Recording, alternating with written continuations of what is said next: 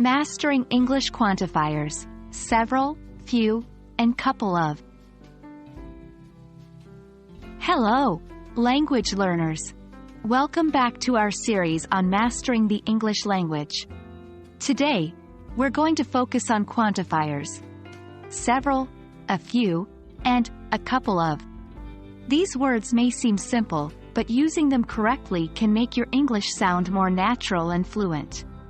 Let's get started. Quantifiers are words we use before a noun to express quantity.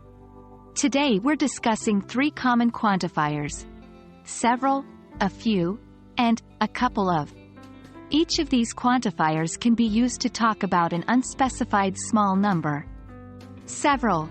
This is often used to refer to more than a couple but less than many. It's more than two but not many. A few.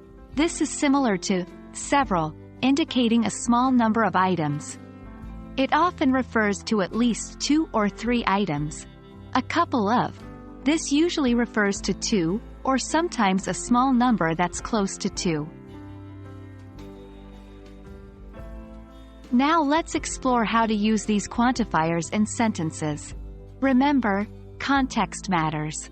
Use several when the exact number is not important but you want to convey that there are more than just 2 or 3. Example: I've visited several countries in Europe. Use a few when you're speaking about a small number that's not exactly defined, but is more than one. Example: I have a few apples in my bag. Use a couple of when you are referring to 2 items, or sometimes a small number that's near to 2. Example: I have a couple of minutes to spare. All right, it's practice time. We're going to fill in the blanks with our quantifiers. Pause the video if you need some time to think about your answers. 1. She has blank books on her shelf. 2. I have blank friends coming over for dinner tonight.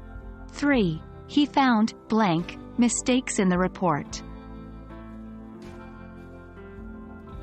Now, let's go over the answers. 1. She has several books on her shelf. It's more than just a couple of books. 2. I have a couple of friends coming over for dinner tonight. We're talking about around 2 friends. 3. He found a few mistakes in the report. There were some mistakes, but not many. Remember, there's often some flexibility in which quantifier you can use, depending on the context and what you want to convey. That's it for today's lesson, language learners. Hopefully, this video has made the English quantifiers, several, a few, and a couple of, a bit clearer. Remember, the key to mastering these is practice, so try to use them in your everyday English conversations. Keep learning, and see you in the next video.